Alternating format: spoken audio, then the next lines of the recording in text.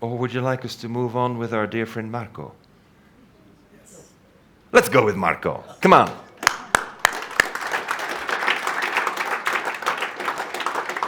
We'll go over there. You have a presentation, right, Marco? Yes. So let's. You imagine my challenge after GUNTER?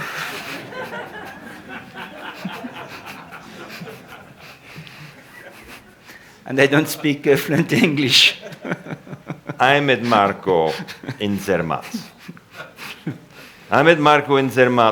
And he came to show me an incredible, really an incredible set of pictures. And, you know, I had only one response to that. Let's make this great. Because what Marco is doing is absolutely mind-blowing. His commitment is so great. His clarity of how to move forward. I mean, there are very few people we know around the world that have this capacity to just do it. We're trained to have a great idea and write a business plan, right? Yes. Use Excel spreadsheets. I don't use Excel spreadsheets. But Marco, why don't you give an introduction of what's going on with Race for Water and how we're going to move forward? Okay? Yes, with pleasure. I will try in, I don't know, I have 30 minutes, 45 minutes, I don't know exactly. 30 minutes. No. You have 20 minutes and then we talk.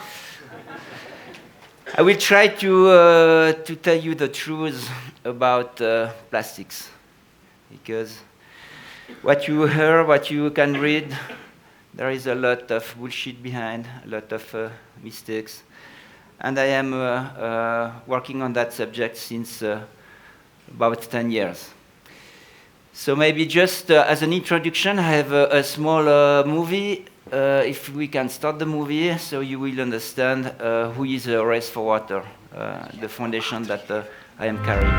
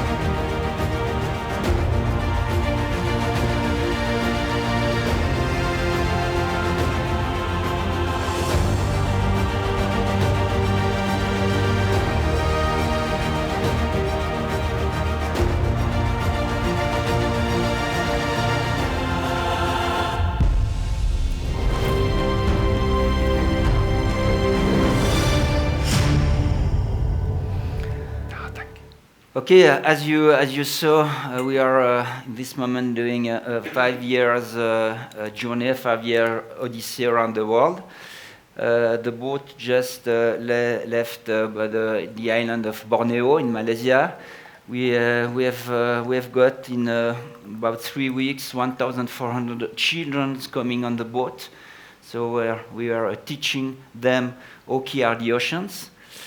As you saw also in the movie, we have a very unique and very special boat. It's not the goal of my speech today, but we are just using the sun with solar panels, the water, because we are making our own hydrogen by pumping the water. And we have the kite, the sky sails kite, with towing the boat. So just with the wind, with the sun, and with the water, we are 100% sustainable.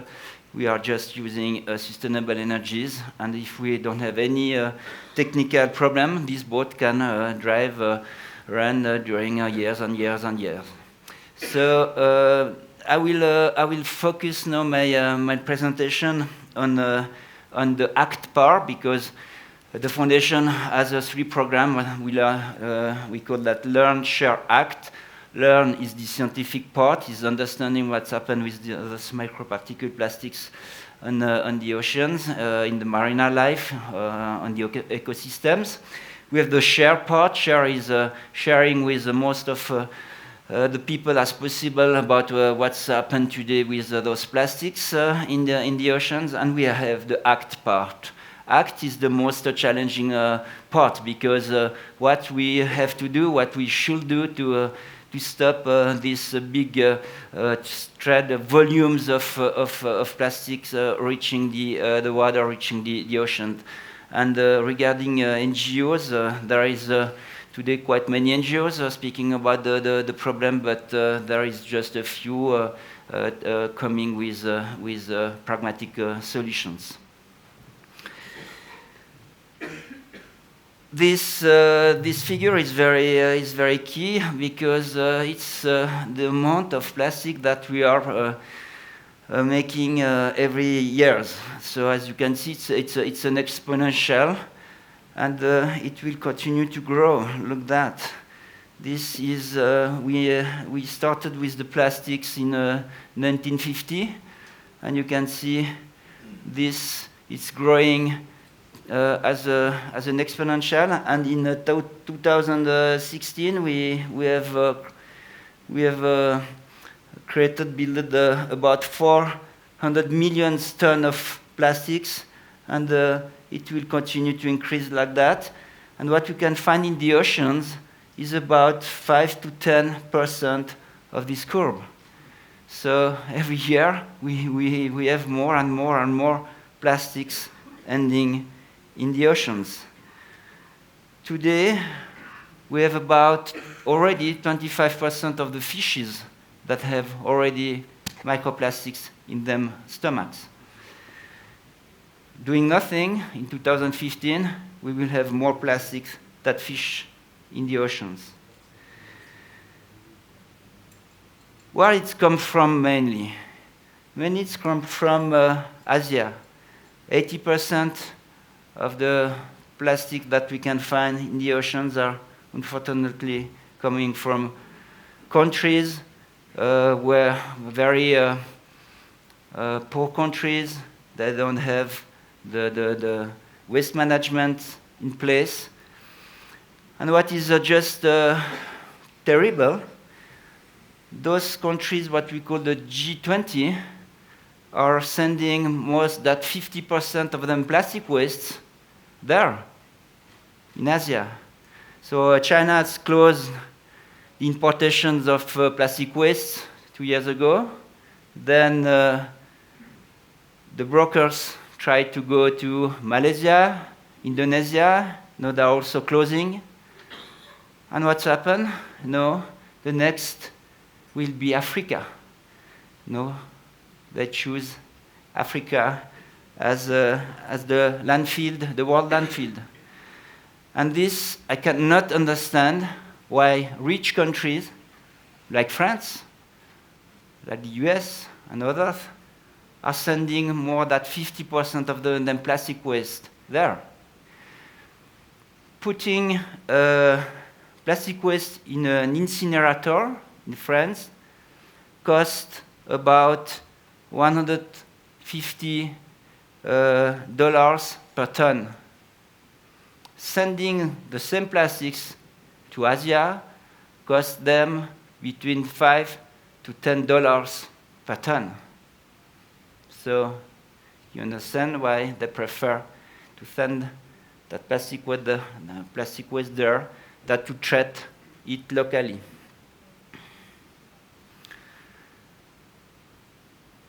Today, we are just able to recycle 15 to 20% of the plastics. That's quite nothing regarding the volume that we are putting on the market.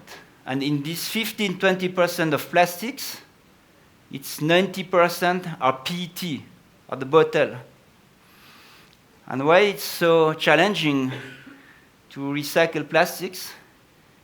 Because there is many families, and inside the families, you have many sub-families. We are putting additive in the plastic. We are putting adjuvant in the plastic because we want to change the physical, the chemical characteristics of the polymers, of the resin. So when we are speaking about plastics, it's just one word, like aluminum. It's one word, like steel. But plastics, in reality, is a lot of families. And the way that the industry of plastic is creating the polymer today, they are just not sustainable. Those plastics cannot go back in a circular economy. This is a very key message. If the industry of the plastic is not changing the way to create those polymers, we will never be able to put those plastics in a real circular economy. And it's why they told you, Nestle, Coca-Cola, and others, we will recycle 20-30% into 2025, 2030, 10, 15, 20 years, because they know that it will take time to put on our market really sustainable plastics. But each minute, you have like a truck of plastic waste ending in the oceans. So what are we doing regarding what's happened now? And the plastic industry is most of the time telling you, you are the bad guy, because you are putting the plastic in the nature. It's your fault. You are bad educated. Sorry, it's not your fault. They are putting on the market plastic without value at the end of the life. And when a product has no value at the end of the life, nobody cares. And what's happened? You cannot give value, so you cannot incentive people to collect them. And the cost of the recycling is also quite very high because, as I said, you have to separate the type of plastics, you have to clean them. It costs quite a lot. So for the plastic industry, it's easiest to use raw materials.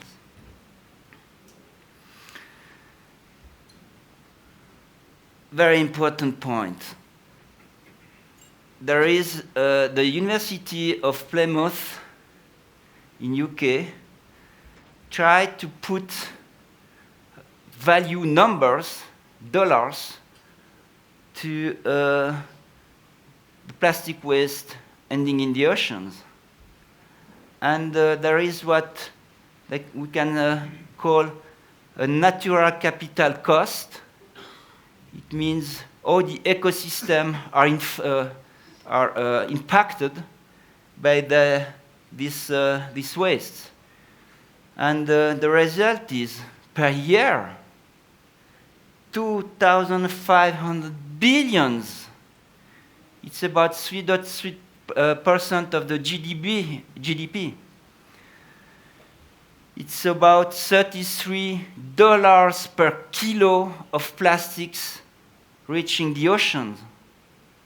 And nobody is paying for that. Nobody yet. I have a small video clip regarding the impact of the microplastics with birds. Maybe if you can just launch that. For the first time in their young lives, the shearwater chicks emerge from their burrows. From the moment they were born, they should have been fed a nutritious diet of fish and squid. But when their parents go hunting, they often mistake plastic for food. Easy, fella. Okay, so that's gone into the stomach. Very nicely done, very smooth. Right, pumping. Oh, And look at that. Stomach full of plastic. 1, 2, 3, 4, 5, 6. Oh, look at that. Yeah, the size of that piece. Sharp too. So the parents had to vomit that up to feed the chick, and then the chicks had that in the stomach and now just coughed it up. So they're gradually, with all the best intentions, feeding their chicks to death, potentially. Filling their stomachs with big pieces of plastic. Oh, look at that. Man, Oh my gosh, this is ridiculous. I think that was blocking the throat, so he's having trouble getting it all out. And now that we've got rid of that big bit, we might be able to remove it all. Amazing, isn't it? I can't believe just... Is this, on average, what you find? About 20 pieces? How much do you normally find? I think the record's about 260. That's a really bad bird. In a chick? In a chick, yeah. I'm in shock. I mean, I knew there was a plastic problem. It's just when you see... You see it firsthand, yeah. My head's spinning already, and it's our first chick. Yeah. Okay. That's just mad when you... It's just, yeah. Oh, my God.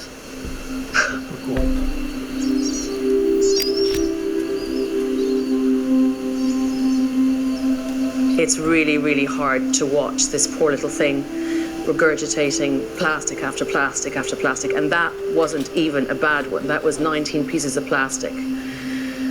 More and more of the birds have plastic in them, and we are finding an increasing number of birds that seem to be more heavily affected.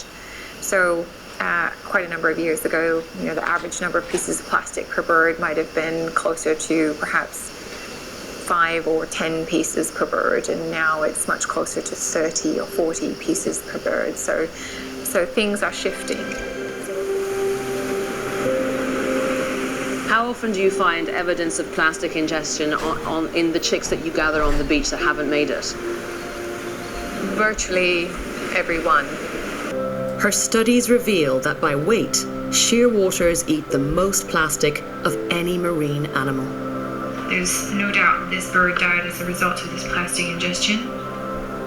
The contents of this bird's stomach is the equivalent of a human eating 10 kilos of plastic. This research into shearwaters has serious implications for the health of all marine life. Over 200 different marine species have been found to ingest plastic. So now you understand those numbers.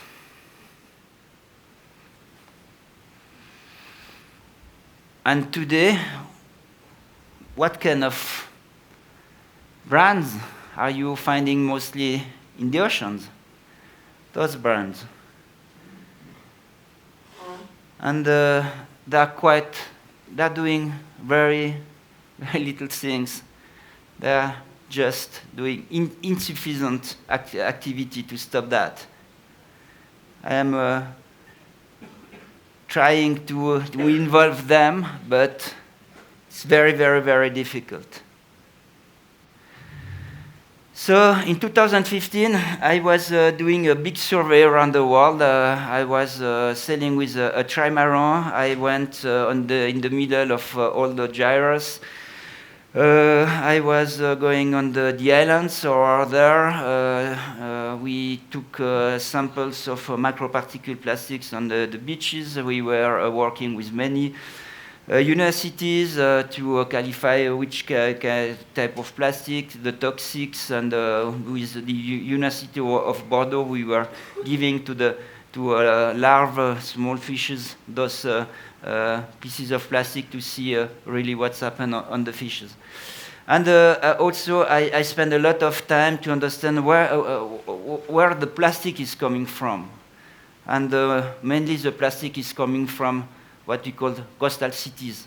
More than 50% of the world population is still living in coastal cities, and it's increasing also a lot. And because there is a big lack of the waste management there, so, and plastic has no value at the end life, so you see mountains and mountains of plastics. I was in Rio also in 2015 drinking a beer in a can, aluminum can. It was somebody just next to me. He was waiting. I didn't understand what he wanted, and he wanted just to get my can. And for me, it was the beginning of my story, the flash that I have got. Because if you can do the same with plastic waste, you will see we will clean the world. It's because aluminium has a lot of value.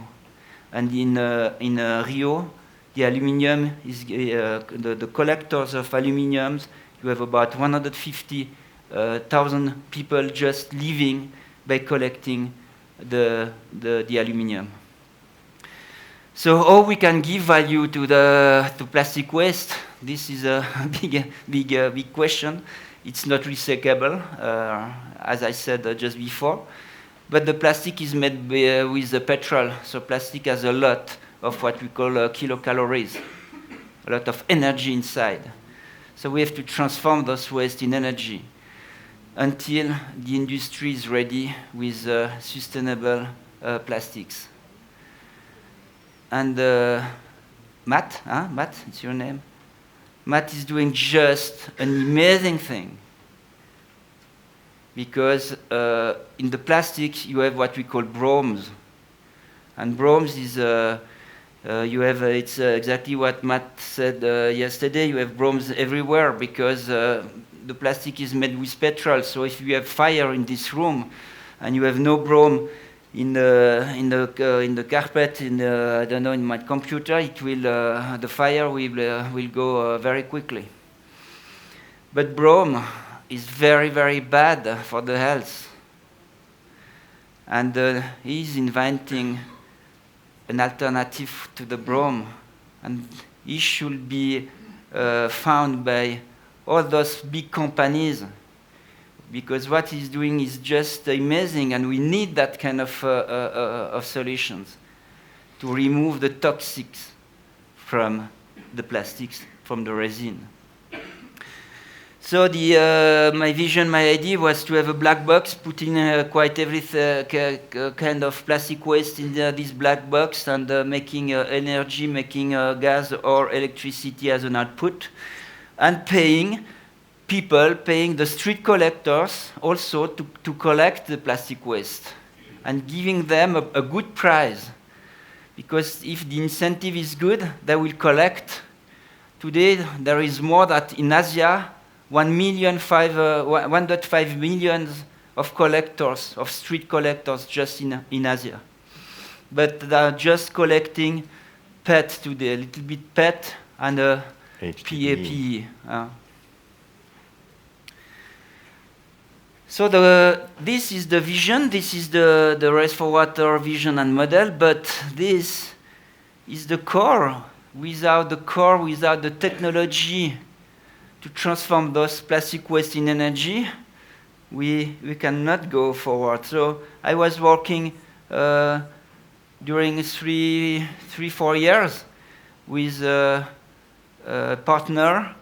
It's a French company called ETIA, and they were making a pyrolysis unit. Those pyrolysis unit, because during about 1 year with 3 engineers, we were looking on the market what kind of technologies could fit with my vision.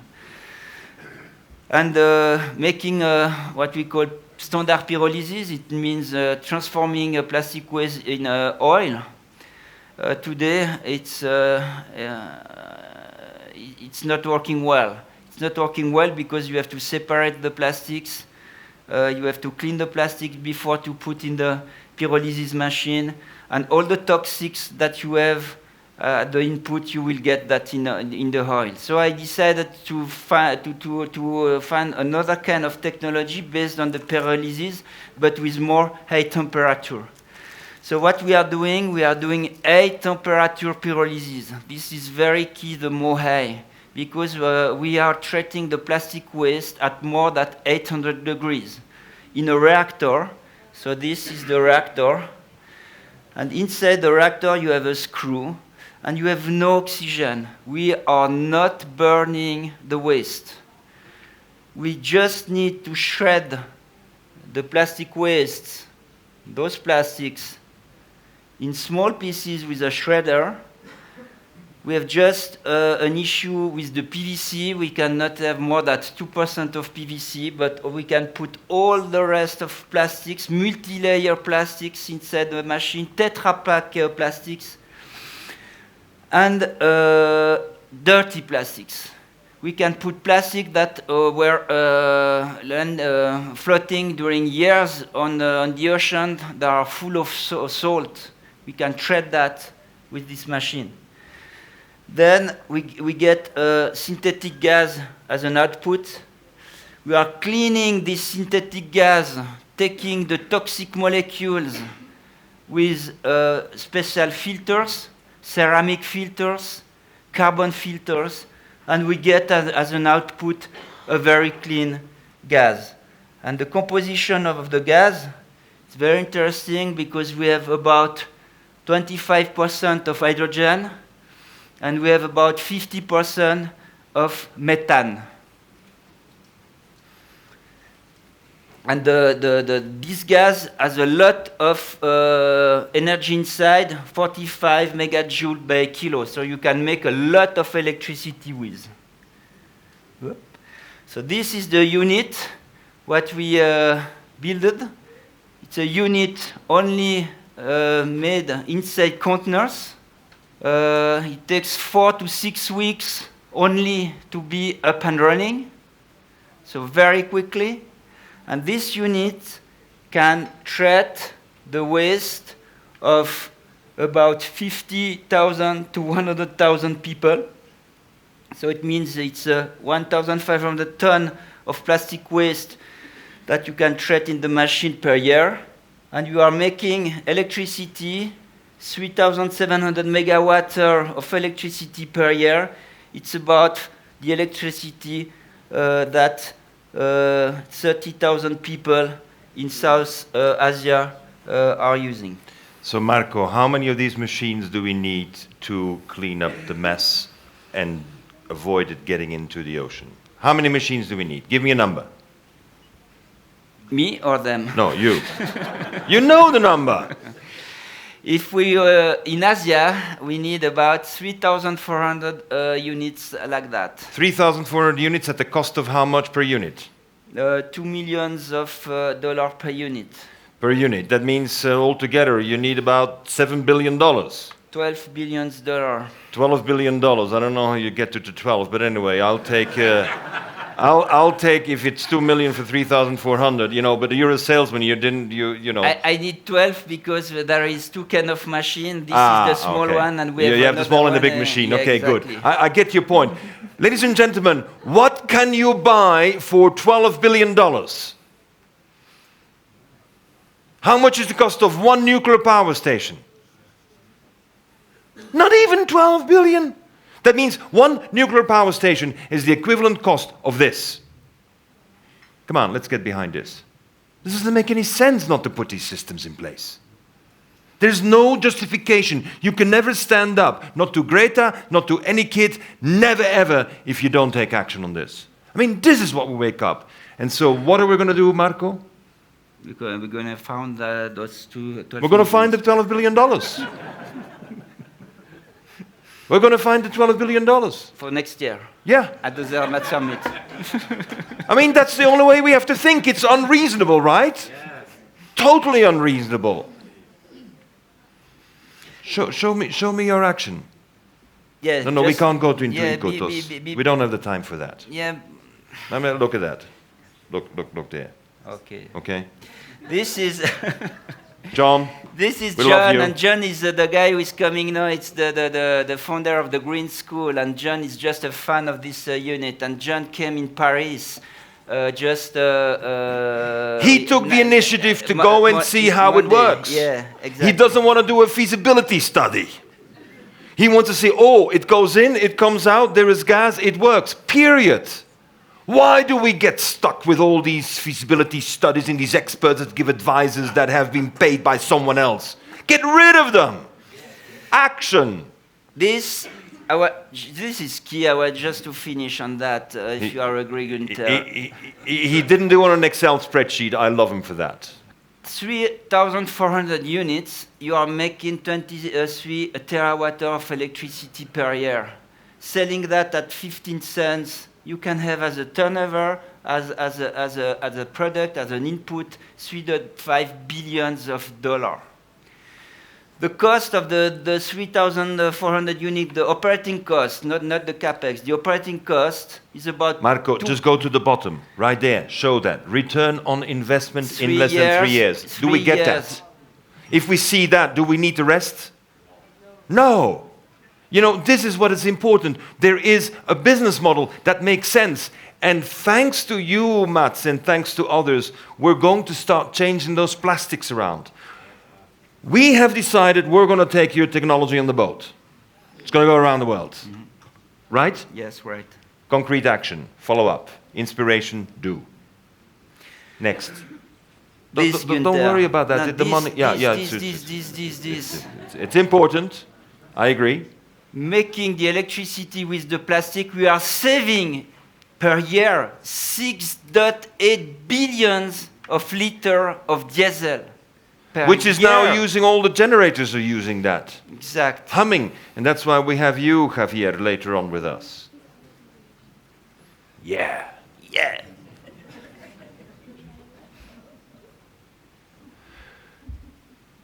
Mark and I, we have a marketing problem. The message needs to get out in a language that everyone understands. So Marco decided to ask Jurien to help us get very quickly a book out. What you've heard today in the big picture and in the detailed picture will be published as a book. The book will be ready by the end of the year. Of course it is forwarded by Christopher, because it's thanks to you that we met. So we need to honor you and your Zermatt Summit for that. Mm. But we will get the book out in Chinese, in Japanese, in French, and in English. You can choose a language. And what we want to do is we will get it in the front of what we call the captains of legacy. People who want to leave legacy behind. Because if we are not ready to leave legacies behind, that mess that we've created cannot be cleaned up in a year or in 10 years. It needs a century. Ladies and gentlemen, we need to think in terms of cathedrals. We need to think in terms of unreasonable ambitions. And we need to celebrate people like Marco, who doesn't give up and go for it. Thank you, Marco.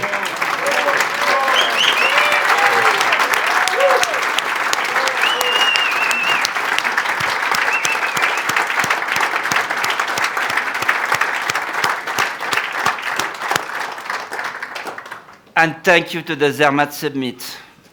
Thank you to Christopher. Because all those connections were possible because Christopher has launched the Zermatt Summit. Yeah. And Christopher needs also to have fun, because it's key that we can maintain and we can go forward with the Zermatt Summit. This spirit of getting down to action and get things doing is the spirit here. So come on, Christopher, come up. I would like to have the picture of the book on there. Could you just reconnect it? And I want to have a picture with Christopher in front of the book. He will write the foreword, of course. To be honest, we have written it already for him. He's too busy. No, we go there, next to that, and this is the way to go. Okay. Ladies and gentlemen, that book will sell more than 1 million copies, I guarantee you. We need to get it in the hands of the people. And we're going to add the chapter on Mats' technology as a case. Do you agree? Agree. Okay, done deal. Mats, thank you. Sorry, Jurian, more work. Same budget, though. And you will have the book next year also here. Here at the Zermatt Summit. It will be here. Ladies and gentlemen, thank you.